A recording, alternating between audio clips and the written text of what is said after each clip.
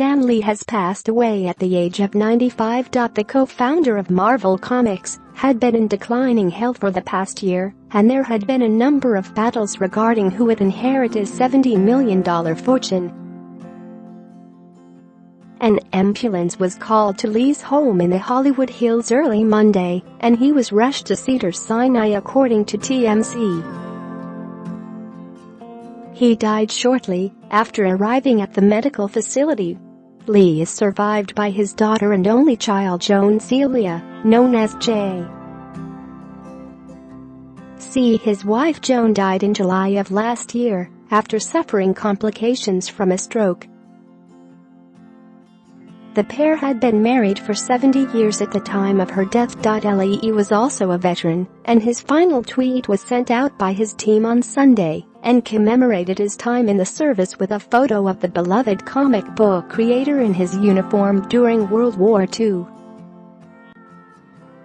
Lee rose to fame in 1961 when he turned Timely Comics, where he was started out in the industry as an assistant, into Marvel Comics. The change came about in the 1960s, and Lee then proceeded to oversee the creation of many of the iconic superheroes people around the world know and love to this day. The Incredible Hulk, Thor, the X-Men, Doctor Strange, Iron Man, Spiderman, and Captain America were just a few of the many superhuman and super flawed characters created by Lee and artist Jack Kirby.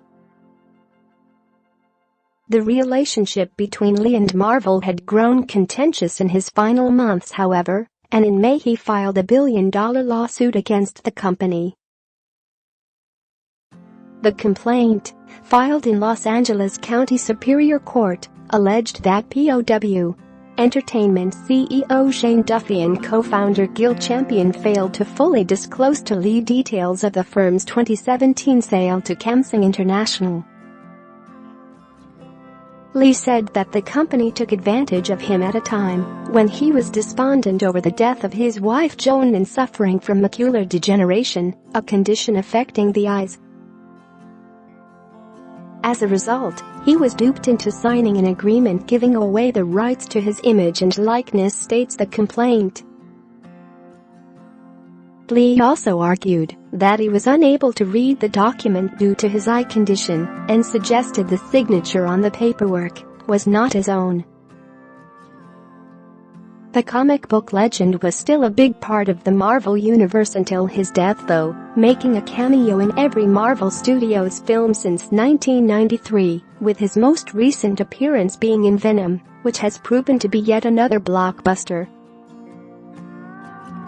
That film, released in early October, had grossed $674 million at the worldwide box office as of Sunday on a $100 million budget. Lee also served as an executive producer on these titles, which helped boost his fortune in a very big way in recent years. In fact, in the past 10 years alone, Marvel Studios has released 20 films in the Marvel Universe which have made over $17 billion at the box office. This has easily earned it the title of the highest-grossing film franchise of all time. There was a long time when Lee's comics were thought only good enough for the small screen, with CBS turning The Hulk into a successful television series in 1978 which lasted 5 seasons. And on children's television a number of his comics were turned into cartoons. Then, in 2000, X-Men became the first of Lee's comics to be turned into a feature-length studio film. It was a roaring success and earned $130 million at the North America box office, a number that was best 2 years later, when Spiderman earned $400 million. 4 of Marvel Studios Pictures' Avengers, Infinity War, Avengers, Age of Ultron, Avengers, and Black Panther are among the top 10 grossing films of all time. This success led to much fighting over Lee's wealth in his final days. His legal woes began back in January, when Daily Mail Com revealed that Lee had been accused of groping his nurses in a lawsuit, which was dismissed as his daughter as a shakedown of the old man.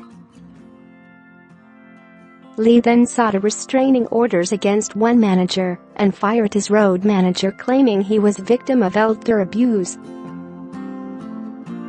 At the same time, some are pointing a finger at his daughter J.C., with allegations her penchant for shopping and buying luxury goods was eating away at her father's fortune.